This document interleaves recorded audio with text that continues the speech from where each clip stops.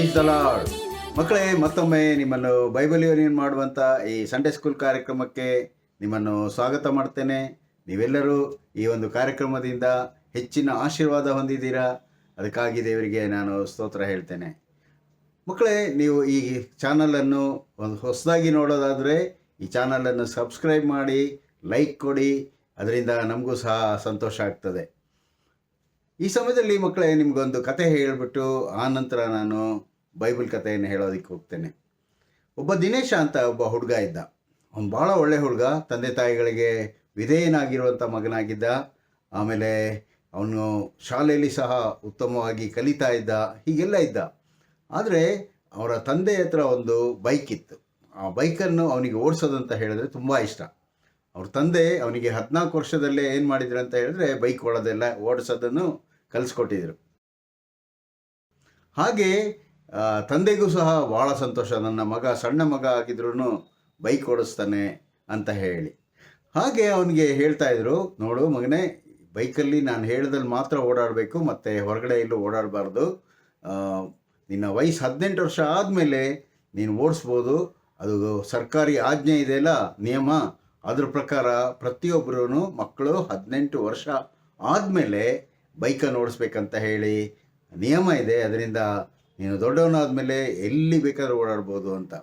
ಹೀಗೆ ಅವನಿಗೆ ಆಗಲಿ ಅಂತ ತಂದೆ ತಾಯಿಗೆ ಅವನು ಬಹಳ ವಿಧೇಯನಾಗಿದ್ದರಿಂದ ಎಲ್ಲೂ ಹೊರಗಡೆ ಹೋಗ್ತಿರ್ಲಿಲ್ಲ. ಆದರೆ ಒಂದಿನ ಏನಾಯ್ತಂತ ಹೇಳಿದ್ರೆ, ಅವ್ರ ತಂದೆ ಬೇರೊಂದು ಊರಿಗೆ ಕೆಲಸದ ಮೇಲೆ ಹೋಗಿದ್ದರು. ಆಗ ಏನಾಯ್ತಂತ ಹೇಳಿದ್ರೆ, ಈ ದಿನೇಶನ್ಗೆ ಬಹಳ ಆಸೆ ಆಯಿತು, ನಾನು ಸಹ ಒಂದು ಸಾರಿ ಒಂದು ಬೈಕ್ ರೌಂಡ್ ಹೊಡೆದು ಬರ್ತೀನಿ ಅಂತ ಹೇಳಿ ಅವನೇನು ಮಾಡ್ತಾನೆ, ಅವರಪ್ಪನ ಬೈಕ್ ತೊಗೊಂಡು ಹೊರಟ್ಬಿಟ್ಟು ಮೈನ್ ರೋಡಿಗೆ ಹೋಗ್ಬಿಡೋಣ, ಏನಾಗುತ್ತೆ ನೋಡೋಣ ಅಂತ ಹೇಳಿ ಅವ್ನು ಮೈನ್ ರೋಡಲ್ಲಿ ಹೋಗ್ತಾನೆ. ಮಕ್ಕಳೇ, ಭಾಳ ತಪ್ಪು ಮಾಡುವಂಥ ಕೆಲಸ ಇದು.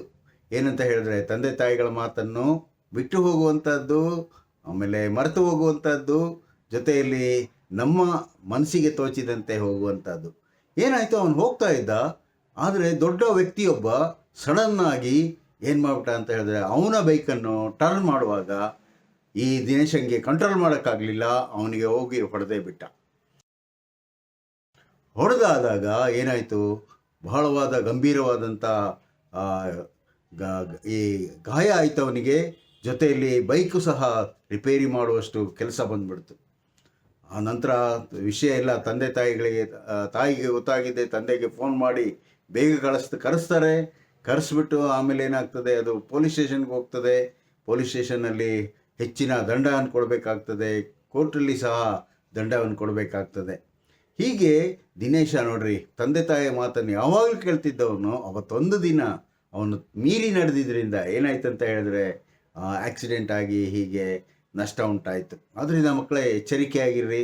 ನೀವು ಸಣ್ಣ ಪ್ರಾಯದಲ್ಲಿ ನನಗೆ ಬೈಕ್ ಬರ್ತದೆ, ಡ್ರೈವಿಂಗ್ ಬರ್ತದೆ ಅಂತ ಹೇಳಿ ಓಡಿಸೋಕೆ ಹೋಗ್ಬೇಡ್ರಿ. 18 ವರ್ಷದವರೆಗೆ ಕಾಯಿರಿ. ಆನಂತರ ನೀವು ಧೈರ್ಯದಿಂದ ನೀವು ಇದು ಕಾರು ಮತ್ತು ಬೈಕನ್ನು ಓಡಿಸುವವರಾಗ್ಬೋದು. ಅದೇ ರೀತಿಯಲ್ಲಿ ದೇವರ ವಾಕ್ಯದಲ್ಲೂ ಸಹ ಅಷ್ಟೇ. ನಾವು ಕಳೆದ ವಾರದಲ್ಲಿ ಯೋಷಿಯನ ಒಂದು ಕಥೆಯನ್ನು ಕೇಳಿದ್ವಿ. ಉತ್ತಮವಾದಂಥ ಒಬ್ಬ ರಾಜನಾಗಿದ್ದ, ಸಣ್ಣ ಪ್ರಾಯದಲ್ಲೇ ರಾಜನಾಗಿದ್ದ, ದೇವರಿಗೆ ವಿಧೇಯನಾದಂಥ ರಾಜನಾಗಿದ್ದ. ಅದೇ ರೀತಿಯಲ್ಲಿ ಈ ಸಮಯದಲ್ಲಿ ನಾವು ಸಹ ಕೇಳ್ತೇವೆ, ಆತನು ಅನೇಕ ಸುಧಾರಣೆಗಳನ್ನು ತರ್ತಾನೆ. ಆದರೆ ಕೊನೆಯಲ್ಲಿ ಒಬ್ಬ ರಾಜನ ಮಾತನ್ನು ಕೇಳದೆ ತನ್ನ ನಾಶನಕ್ಕೆ ತಾನೇ ಕಾರಣನಾಗ್ತಾನೆ ಅಂತ ಹೇಳಿ. ಹಾಗೆ ಆಗಬಾರ್ದು. ನಾವೆಲ್ಲರೂ ದೇವರ ವಾಕ್ಯವನ್ನು ತಿಳಿದಂಥ ಮಕ್ಕಳು. ನಾವು ಯಾವಾಗಲೂ ದೇವರಿಗೆ ವಿಧೇಯರಾಗಿರಬೇಕು, ತಂದೆ ತಾಯಿಗಳಿಗೆ ವಿಧೇಯರಾಗಿರಬೇಕು, ಗುರು ಹಿರಿಯರಿಗೆ ವಿಧೇಯರಾಗಿರಬೇಕು. ಆಗ ನಮಗೆ ಹೆಚ್ಚಿನ ಒಂದು ಆಶೀರ್ವಾದ ದೇವರಿಂದ ದೊರೀತದೆ. ಹಾಗಾಗುವಂತೆ ದೇವರು ನಿಮ್ಮನ್ನು ಬಹಳವಾಗಿ ಆಶೀರ್ವದಿಸಲಿ. ಆಮೇನ್. ಅರಸನಾದ ಯೋಷಿಯನು ಯೆಹೂದ್ಯರೆಲ್ಲರನ್ನು ಯೆರೂಸಲೇಮಿನಲ್ಲಿ ಕೂಡಿ ಬರಲು ತಿಳಿಸಿ, ಅಲ್ಲಿ ಯಾಜಕರನ್ನು ಶಾಸ್ತ್ರಿಗಳನ್ನು ಸೇರಿಸಿದನು. ಅಲ್ಲಿ ಧರ್ಮಶಾಸ್ತ್ರ ಗ್ರಂಥಗಳು ಓದಲ್ಪಟ್ಟವು. ಆ ಧರ್ಮಶಾಸ್ತ್ರಕ್ಕೆ ತಾವೆಲ್ಲರೂ ವಿಧೇಯರಾಗಿ ನಡೆಯುವೆವೆಂದು ಯೆಹೂದ್ಯರೆಲ್ಲರೂ ಒಪ್ಪಿಗೆ ಕೊಟ್ಟರು. ಆನಂತರ ಅರಸನಾದ ಯೋಷಿಯನು ದೇಶದಲ್ಲಿದ್ದ ಎಲ್ಲ ವಿಗ್ರಹಗಳನ್ನು, ದೇವಸ್ಥಾನಗಳನ್ನು ತೆಗೆದುಹಾಕಿಸಿ ಎಲ್ಲ ಸುಳ್ಳು ದೇವತೆಗಳನ್ನು ಒಡೆಸಿಬಿಟ್ಟನು. ಈ ಸುಳ್ಳು ದೇವತೆಗಳನ್ನು ಪೂಜಿಸುತ್ತಿದ್ದಂಥ ಎಲ್ಲ ಪೂಜಾರಿಗಳನ್ನು ಹಿಡಿಸಿ ಕೊಲ್ಲಿಸಿದನು.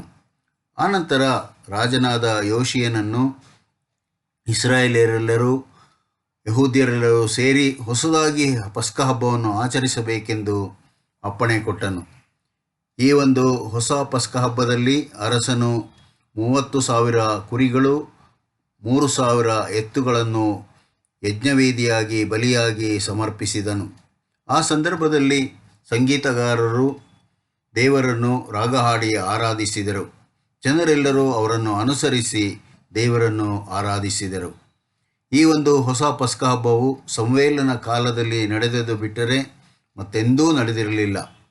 ಹೀಗೆ ರಾಜನಾದ ಯೋಷಿಯನು ತನ್ನ 18ನೇ ವರ್ಷದಲ್ಲಿ ಈ ಎಲ್ಲ ಬದಲಾವಣೆಗಳನ್ನು ತಂದನು. ದಿನಗಳು ಕಳೆದ ನಂತರ ಐಗುಪ್ತ ದೇಶದ ಫರೋಹನಾದ ನೆಕ್ಕೋ ಎಂಬುವನು ತನ್ನ ಸೈನಿಕರನ್ನು ಕೂಡಿಸಿ ಬಾಬೆಲಿನ ಕಡೆಗೆ ಯುದ್ಧಕ್ಕೆ ಹೊರಟನು. ಆತನು ತನ್ನೊಂದಿಗೆ ಅಶ್ಶೂರರನ್ನು ಸೇರಿಸಿಕೊಂಡು ಬಾಬೆಲಿನ ಮೇಲೆ ಯುದ್ಧ ಮಾಡುವುದಕ್ಕಿದ್ದನು. ಆದರೆ ಯೋಷಿಯನು ಐಗುಪ್ತ ದೇಶದ ರಾಜನಾದ ಫರೋಹನನು ಅಶ್ಶೂರ್ಯರನ್ನು ಸೇರಿಸಿಕೊಳ್ಳಬಾರದೆಂದು ಹೇಳಿ ಫರೋಹನನನ್ನು ಎದುರಿಸಲು ಮೆಗಿತ್ತೋ ಎಂಬ ಬಯಲಿನಲ್ಲಿ ಹೋದನು. ಫರೋಹನಾದರೂ ಯೋಷಿಯನಿಗೆ, ಈ ವಿಷಯದಲ್ಲಿ ಯಾಕೆ ನನ್ನನ್ನು ಎದುರಿಸುತ್ತೀ? ಇದು ನಿನಗೆ ಸಂಬಂಧಪಟ್ಟದ್ದಲ್ಲ. ದೇವರೇ ನನಗೆ ಇದನ್ನು ಹೇಳಿ ಉತ್ತರ ಪ್ರಾಂತ್ಯದ ಮೇಲೆ ಯುದ್ಧಕ್ಕೆ ಕಳುಹಿಸಿದ್ದಾನೆ. ಆದ್ದರಿಂದ ನೀನು ಸುಮ್ಮನಿರು ಎಂದು ಹೇಳಿದನು. ಆದರೆ ಯೋಷಿಯನು ಈ ಮಾತನ್ನು ಕೇಳಿಸಿಕೊಳ್ಳದೆ ತಾನೇ ಸೈನಿಕನಂತೆ ವೇಷ ಮರೆಸಿಕೊಂಡು ಯುದ್ಧಭೂಮಿಗೆ ಹೋದನು. ಆದರೆ ದುರದೃಷ್ಟವಶಾತ್ ಅವನಿಗೆ ಒಂದು ಬಾಣ ತಗುಲಿ ಗಾಯವಾಗಲು ಅವನು ರಥದಲ್ಲಿಯೇ ಬಿದ್ದುಬಿಟ್ಟನು. ತಕ್ಷಣವೇ ಆತನ ಸೈನ್ಯಾಧಿಕಾರಿಗಳು ಆತನನ್ನು ಯೆರೂಸಲೇಮಿಗೆ ಕರೆದೊಯ್ದರು. ಆದರೆ ಆತನು ಅಲ್ಲಿ ಹೋದಾಗ ಪ್ರಾಣ ಬಿಟ್ಟನು. ಅದಕ್ಕಾಗಿ ಜನರೆಲ್ಲರೂ ಬಹಳವಾಗಿ ಗೋಳಾಡಿದರು. ಯೆರೆಮೀಯನೆಂಬ ಪ್ರವಾದಿಯು ರಾಜನಾದ ಯೋಷಿಯನ ಮರಣದ ದುಃಖದಲ್ಲಿ ಅನೇಕ ಪದ್ಯಗಳನ್ನು ರಚಿಸಿ ಹಾಡಿದ್ದಾನೆ. ರಾಜನಾದ ಯೋಷಿಯನು ಮಾಡಿದ ಒಳ್ಳೆ ಕಾರ್ಯಗಳನ್ನು ಕುರಿತು ಹಾಡಿದನು ಮತ್ತು ಆತನನ್ನು ಒಳ್ಳೆಯ ಗುಣತನವನ್ನು ಗುಣಗಾನ ಮಾಡಿದನು. ಪ್ರಿಯ ಮಕ್ಕಳೇ, ನಾವು ಅನೇಕ ಸಾರಿ ಒಳ್ಳೆಯತನದಿಂದ ಜೀವಿಸ್ತೇವೆ. ಆದರೆ ಒಮ್ಮೊಮ್ಮೆ ದುಡುಕುತನದಿಂದ ಹೆಜ್ಜೆ ಇಟ್ಟು ನಮ್ಮ ಅವನತಿಗೆ ನಾವೇ ಕಾರಣರಾಗುತ್ತೇವೆ. ಆದ್ದರಿಂದ ಎಚ್ಚರಿಕೆಯಾಗಿರೋಣ. ದೇವರು ನಿಮ್ಮನ್ನು ಆಶೀರ್ವದಿಸಲಿ. ಪ್ರಾರ್ಥನೆ ಮಾಡೋಣ.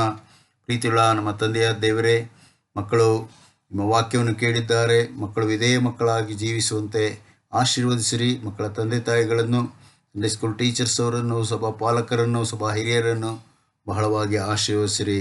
ಯೇಸುವಿನಲ್ಲಿ ಬೇಡಿದ್ದೇವೆ ತಂದೆಯೇ, ಆಮೇನ್. Daddy daddy super daddy.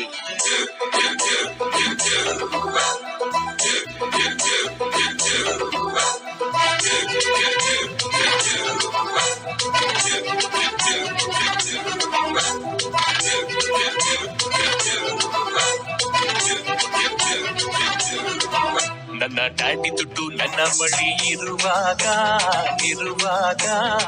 ಚಿಂತೆ ಎಂದು ಇಲ್ಲ, ಕೊರತೆ ಒಂದು ಇಲ್ಲ. ನನ್ನ ಡ್ಯಾಡಿಯ ಹೆಸರು ಯೇಸು, ನಮ್ಮ ಫ್ಯಾಮಿಲಿಗೆ ಅವರೇ ಬಾಸು. ನನ್ನ ಡ್ಯಾಡಿಯ ಹೆಸರು ಯೇಸು, ನಮ್ಮ ಫ್ಯಾಮಿಲಿಗೆ ಅವರೇ ಬಾಸು. ನಮ್ಮ ಬಾಳೆಲ್ಲ ಫುಲ್ ಆಫ್ ಸಾಂಗ್ಸ್, ಬನ್ನಿ ಆಡೋಣ ಸ್ಪಿರಿಚುವಲ್ ಡ್ಯಾನ್ಸ್. ಡ್ಯಾಡಿ ದುಡ್ಡು ನನ್ನ ಬಳಿ ಇರುವಾಗ ಚಿಂತೆ ಎಂದು ಇಲ್ಲ, ಕೊರತೆ ಒಂದು ಇಲ್ಲ.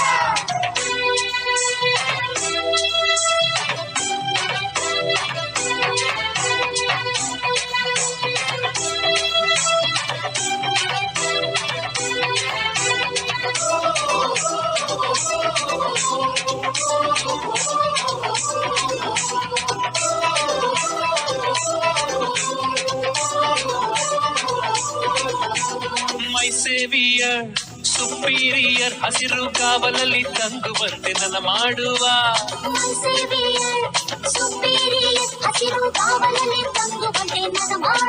ಶಾಂತ ಜನಗಳ ಬಳಿಗೆ ನನ್ನ ನಡೆಸುವ, ಶುಭವು ಪ್ರೀತಿಯಿಂದ ನನ್ನ ಸಂತೈಸುವ.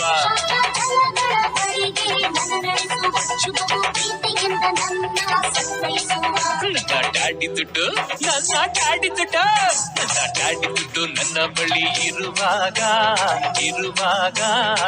ಚಿಂತೆ ಎಂದು ಇಲ್ಲ ಕೊರತೆ ಒಂದು ಇಲ್ಲ